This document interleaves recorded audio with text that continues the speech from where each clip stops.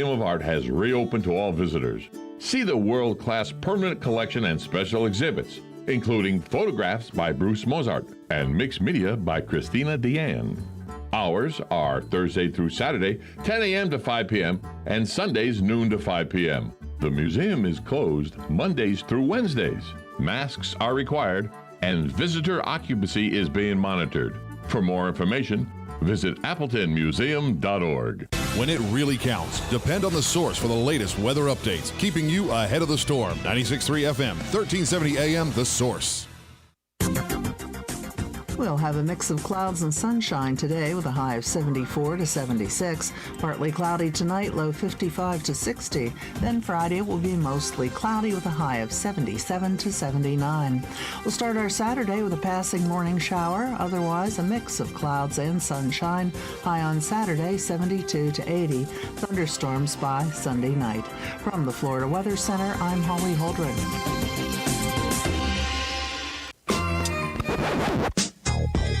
Now you did it. Are you completely insane? He's back. He, who must not be named. The man, the myth. The only guy in Ocala to eat his own weight in fried pickles. Twice. Now, you asked for it. Sorta. Live and in person. It's Tom Schmitz. I'm just going to go on record as saying nothing wrong with eating fried pickles. I'm just going on record at saying that. Fried pickles can be good, especially if you get some of that Southwestern remoulade sauce. It's got a little spice to it. Fried pickles can be very, very good. And if you don't like fried pickles, that's a you problem, not a me problem, because I can eat my weight in them twice. Just saying. Alex Aubuchon, he joins us. He is from the Marion County Commissioner's Public Information Office. He is a public information officer with the Marion County Commission. Alex, good morning to you. Good morning to you. Thanks so much for having me. Okay, now it's going to get difficult right away. Okay. What the hell is going on at the county to the point where county commissioners said that they kind of, I'm paraphrasing here, got blindsided by a agenda item that was a $4 million purchase? We're talking about the Sears building here at the mall. Certainly, and we are at the mall. I will say, for a bit of background, that our Marion County Emergency Management Department has had a need for about 20 to 25,000 square feet of storage space for emergency supplies and has PPE, seen stuff correct like that. Has seen additional need for with the coronavirus pandemic, but always has a need for hurricane response, disaster response, that sort of thing, and needs a building. I would direct anyone who is curious about this particular issue to head to our website, marioncountyfl.org, and look at, go to the agendas, minutes, and info page, and you can watch the recording of the commission meeting that took place on December 1st and listen to Commissioner Kathy Bryant's comments on that, and that will sum up the situation better than I ever could. She didn't seem happy. Is that an understatement? I believe Commissioner Bryant was caught off guard by the situation coming up, or the item coming up on the agenda in the way that it had. But I would direct anyone curious to head to our website and watch that commission meeting for themselves. I will tell you that Kathy Bryant in that meeting said that this is not the proper way to do this. There'd been no workshops held. There'd been nothing to precipitate this kind of discussion as far along as this discussion had already progressed, to the point of where it was said there was a draft of a letter drawn by the sheriff's department to the company that owns the property to offer to buy it for $4 million without any kind of conversation with the 5 county commissioners about whether that was a good price, whether that wasn't a good price, whether it was something they should draft a letter for. It kind of looks like the cart got put way, way, way in front of the horse on this one. And I remember, you haven't been here long enough, but I remember 7 or 8 years ago, this same exact incident happened. But it wasn't a fire. It wasn't a purchase of a building. It was the negotiation to bring the New York Yankees Single A Farm Club to the county. Okay. And there was an agreement in principle. The city had an agreement in principle for the Yankees to come. They had an agreement in principle for different retail partners to come with the Yankees. And then they go to the county and say, hey, we need you guys to get on board with building a stadium. The county owns it. We've got the deal. We just need y'all to build us a stadium, and we need a 1-cent sales tax to do it. The county was like, why is this the first we're ever hearing about this? And that's kind of what happened here, is at the meeting on Tuesday morning, the county went, the commissioners, not the county, the commissioners went, why is this the first time we're hearing from this? That's not status quo at the county. This is really an odd situation, isn't it? This was certainly an unusual situation. And another thing that caught the commission off guard, I believe, and that I believe will dampen the commission's appetite going forward is it's not just the purchase price of the property. There's also an ongoing price in having a property here at to be part of the Paddock Mall. Yeah, because there's a management company that runs the mall. Correct. You have to pay into what's effectively like an HOA fee. I believe the fee for this particular building is about $60,000 a year, which isn't necessarily fixed, could go up as time goes on. So that has to be factored into the decision as well. And the other thing is that this particular purchase was not budgeted as well. So we hadn't considered that in our current fiscal year budget. And rightly so. There should be a fee because there's a management company that oversees the mall. Correct. And of course, I will stress that that Marion County's emergency management has a need for a facility to store emergency management equipment, and will continue to try and find a solution for that. Preston Bolin with the Emergency Management Office has been instructed by the Commission to go back and work with the sheriff. Go back and work with the sheriff, find a place. And workshop with the Commission and work within the county. Do it the right way. Exactly. Let's go to the phone lines. Hi, caller. Who's this? Yeah, this is Jim. There's a half a dozen empty supermarkets all around the county that could provide that much space, and probably for a lot less money. Probably. Thanks for the call, Jim. That's a very good point. But I think the reason that Preston Bolin and the sheriff's department thought of the Sears building was its centralized location where it could get west and east. Pretty similar. The travel distance and all would be pretty similar. So I understand why they chose this area. My understanding is that the loading docks were 5 bay doors. Correct. There's a standalone building with the auto repair center that can be utilized. The square footage allows for it to be easily divisible if other organizations wanted to come in and lease part of the facility to enter into a partnership with the county. But again, we were not that far along in the process. Well, you weren't.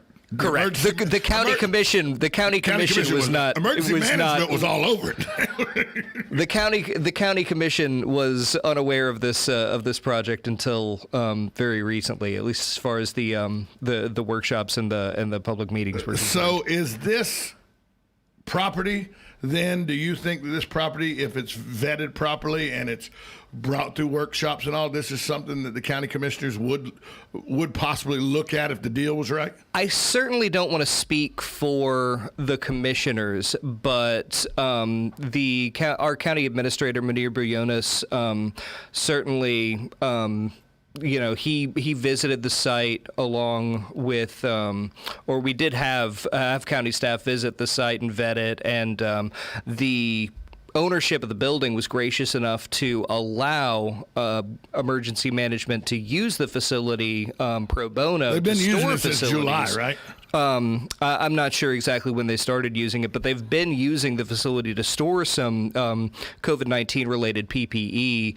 And that may have factored into part of the decision to try and secure the facility, because if we're already using it and like it, but we'll have to see as it moves through the process. Again, as you had said, it moves through the process the right way and goes through workshops and gets vetted and goes through public meetings. No one's saying that storage isn't needed. We all know that there's need for storage, especially with hurricane preparedness, with the large amounts of mobile home retirement communities we have in this area, plus people that just live in mobile homes that aren't retired.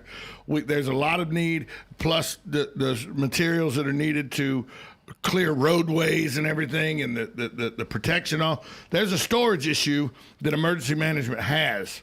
We're not disputing that point. I'm not even that wasn't never brought up in my mind was the need. It was that. It just seemed like this came out of nowhere. That all of a sudden, hey, the Sears building, the emergency management wants to buy it. And I believe that was the perspective of the commission as well. And the other thing, and what our newly elected or newly sworn in commissioner, Commissioner Curry, had mentioned during the meeting as well, is emergency management has stated that their need is about somewhere between 20 and 30,000 square feet of facility for storage space. It's a 120,000 square foot facility with an additional 20,000 square foot standalone facility that was the auto repair center. So, the auto repair center might be a good idea, but I bet the company that owns the property probably won't parcel it that way. I doubt it'll be divisible in that manner. And I will expect going forward that our county staff will be looking at and vetting more warehouses and facilities throughout the county, like the caller mentioned, vacant supermarkets and things like that have that sort of loading dock and capability, and that are located in the same sort of way that are central and able to reach parts of the county in equal travel time. Let's talk about the COVID-19 pandemic. It's something that meetings are held every day. Updates are given to the county commissioners. They follow it closely. We do. And now there seems to be a vaccine on the horizon. UK just okayed it for use for their people. 800,000 doses will be in the UK next week.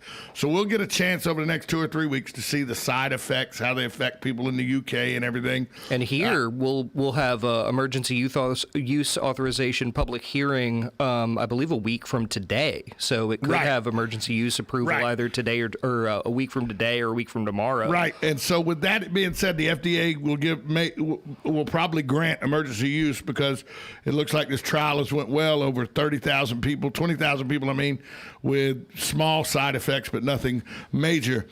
Is the county situated to start receiving as soon as possible vaccines to distribute to frontline workers, people in assisted living facilities, or is the county prepared right now to start taking COVID-19 vaccines? Absolutely. Speaking of Marion County's emergency management and their director, Preston Boland, they have been in talks with federal emergency management, state emergency management. They have developed a vaccine distribution plan.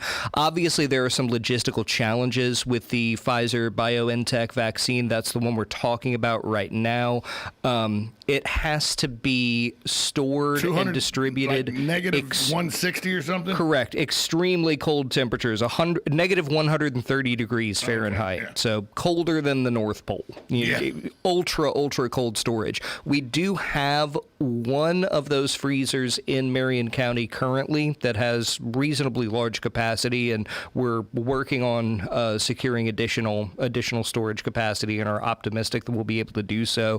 This will be a phased rollout. The plan currently is in the first phase, we'll see those at highest risk. As you mentioned, first responders, those in the medical field, people in long-term care facilities, those are going to be the people on the highest priority list for that phase 1 rollout of the vaccine. And then we'll start to see a rollout like we've seen for testing at SELP, where we'll have a couple of widespread, testing or vaccine distribution locations where you can come and test it, but it won't be distributed because with the logistical challenges, it just won't be feasible yet for the vaccine to be at every corner drugstore Right.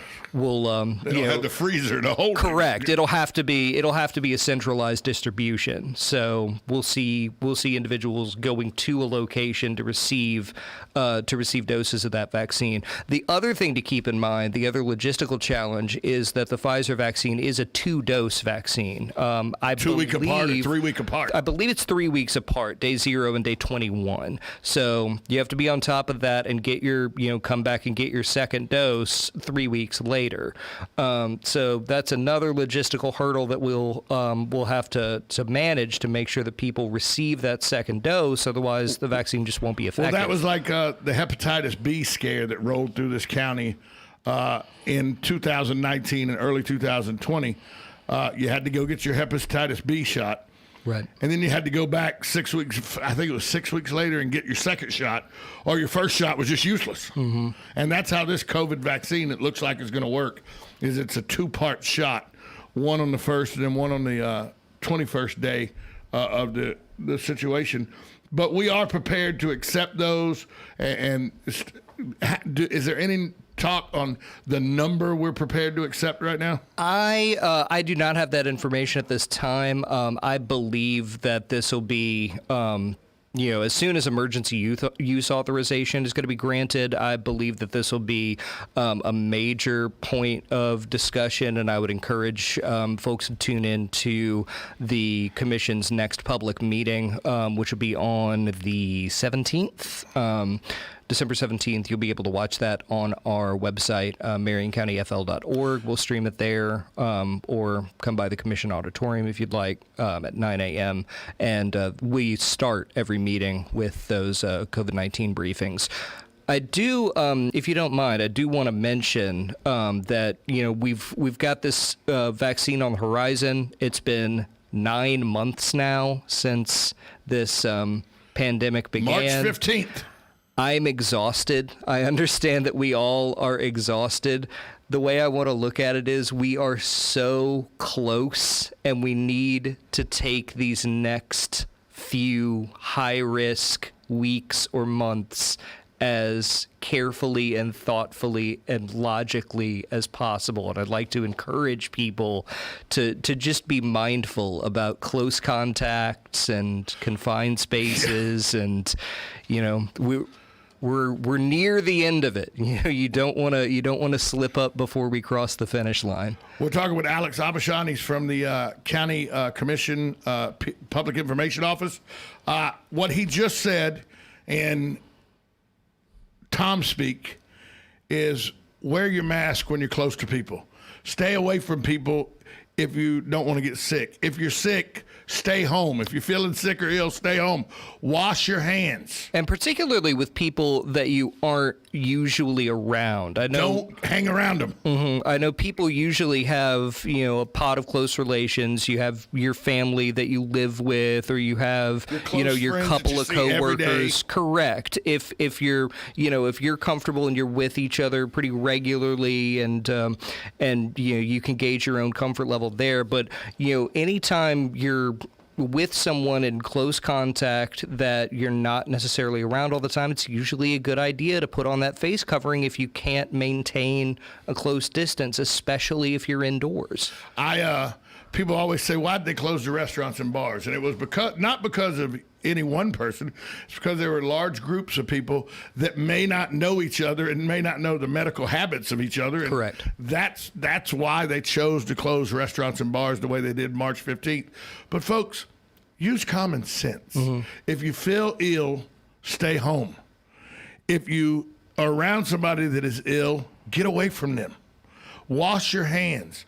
Wear a mask at every opportunity if you can't get more than 6 feet away from people. It's not rocket science. Because it's not just you. I mean, you can have this condition, you can have this disease and be contagious and be asymptomatic. It's not just for your protection, it's for the protection of the people that you're encountering. It's just, do I wear a mask everywhere? No. But do I have a mask hanging on my mirror in my car so that I can always have a mask at the ready? Yes. Yeah. I mean, and people laugh. I see people in their own car with their mask on, And I'm like, okay, that's a little overkill. If you're the only person in the car. Correct. I'm not going to wear a mask. I don't think your air conditioning is going to get you sick. I'm not going to wear a mask alone in my office, but if someone comes into my office that I don't work regularly with, I'll throw it on. Yeah. It's just common sense, common courtesy. It's not, and the fact that government had to mandate it, that's where I thought people got angry with it. The mandate. And by the way, there's no talk while we're here. There's no talk of mandating this vaccine shot. This is going to be strictly voluntary to take this vaccine. At least on the county level, at least on the county level, the county commission has no appetite to enforce any sort of mandate or dictate. No, sir. Which, thank goodness. Yeah, and from the state level as well. From my understanding, Governor DeSantis has already said that there will be no mandates. Now we just have to hope that Washington, D.C. doesn't issue any mandates. And it's always been the appetite of the county commission, at least as far as the COVID-19 pandemic is concerned, to very closely follow state guidance and state policy. Right, whether that agrees with Washington or not. Hey, what else is going on with the county that you want to tell me about? Yeah, so as we talk about COVID-19, we're nearing close to the new year, as I'm sure a lot of us are. But it's not going to go away in 2021. Correct. No, it's not magically going to go away, but we are close to a vaccine, and I know a lot of us are going to be excited just psychologically to see the calendar year tick over. But as we tick over into 2021, we're also going to be getting into the next state legislative session, and the county commission always has a number of legislative priorities that we will encourage the state legislature to consider for the benefit of our citizens and residents. Online gaming? Don't believe so. For the benefit of our residents here in Marion County, we will have a public meeting on the subject of the state legislative priorities. The commissioners and county administrative staff will be present on Monday, December 14th at the Klein Center at College of Central Florida. That'll be early afternoon, 1 p.m. as the start time for that, Monday, December 14th. I do want to talk about a few of those legislative priority highlights. One of them is concerning the environment here and the protection of our spring sheds, which are hugely important to the Marion County area. Obviously, Silver Springs is a world-renowned natural resource. The Silver Springs area and the Rainbow Springs area have been identified as at-risk areas for nitrogen pollution, and part of the reason for that is fertilizer runoff. Fertilizer runoff, but also the number of septic systems in the area. All the septic systems, especially Silver Springs. And older septic systems in the area. So what we're seeking is for state funding to help us offset the cost of upgrading those residents to either advanced treatment septic systems that display some of that nitrogen, or converting those residents where the population density is a little greater, converting those residents to a centralized sewer system. And that will have a pretty profound impact on the natural resource there, the ecosystems, the health of our spring sheds. We're also looking to request the designation of Marion County as the site of the next Veterans Nursing Home. This has been something we've been working on for several years. Last year, the state did identify a site in Marion County as the proposed site of the nursing home. Obviously, there are a lot of veterans in Marion County. About 1 in 7 residents here is a veteran. Of course, I'd like to thank them all for their service. And because we're so centrally located, we have a unique ability to serve a lot of veterans over the age of 65, over the age of 70, if a nursing home were to be able to be here, and that would greatly impact our mission in helping our community's veterans. We're also looking at securing some more funding for our SHIP partnership, which State Housing Initiative partnership, which is funding for affordable housing. It allows us to construct new home builds for low-income residents, even moderate-income residents. It's been a hugely impactful service here in Marion County, but it's been limited by the lack of funding from state government, so we're hoping to see that program funded further. So for more information, Monday, December 14th at the Klein Center at College of Central Florida, 1 p.m. Come hear us talk about it. Is there any chance I can get online gaming on the agenda for the county? Well, I've been hearing something about fish games in Marion County, but I don't exactly know. No online. I don't believe so. I think the state. I think the state and the agreement they have with the Seminole Indians will probably, exclude the ability to have online gaming because the Seminoles want you to come to their casinos. But man, we're missing the boat on that because there's a lot of poker players in this state that are really hurting since the bill got passed 7 years ago that made online gaming illegal. I'm very sorry for you, Tom. Yeah, it's really just about me, actually. to be honest with you, Alex, it's really just about me. So, on a personal note, how's Kelly doing? Kelly, we're talking about Kelly. Kelly's been texting. Kelly Hart. Yeah, Kelly's been texting back and forth with me just about every day. She seems to be in pretty good spirits. I can't really tell that she's feeling too terribly bad. She was sadly diagnosed with COVID-19, right. and she's been working from home and quarantined. But she's been blowing up my work phone, so she seems to be doing all right. And she's probably listening to this to see what I might say that you have to dance her. I'm sure. I'll get a call as soon as I walk out. She always texts me. She goes, "Foot and mouth again, huh?" Right. Right. I'll get a call as soon as I leave. Yeah. So the commission, we got about a minute.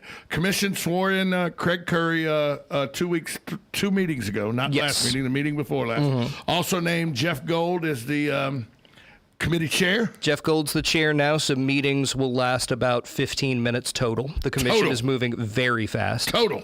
Yeah, he's flying. Look, Jeff was our liaison with the Marion County Historical Commission, which I'm a board member of. And when Jeff was in there, Jeff was like, y'all got to speed this up. Jeff's no nonsense. No. And sometimes when I go to county commission meetings and I watch what they go through and what they have to endure, I couldn't do it. I would tell somebody to shut the hell up. That's what I would do. There's a remarkable degree of patience it takes to sit on that dais and listen. 100%. Alex Abashan, right? Abashan. Tom, thank you so much. He joins us from the county commission, and they do it every other Thursday. Thanks for being here. Absolutely. Thanks for your time. Hey, thanks for everybody listening and all my guests. We'll talk to you tomorrow, 1370 AM, 96.3 FM, WOCA, The Source. Broadcasting from the Paddock Mall Studios, this is WOCA, Ocala, Gainesville, The Villages, 1370 AM, 96.3 FM, The Source. Lance Pry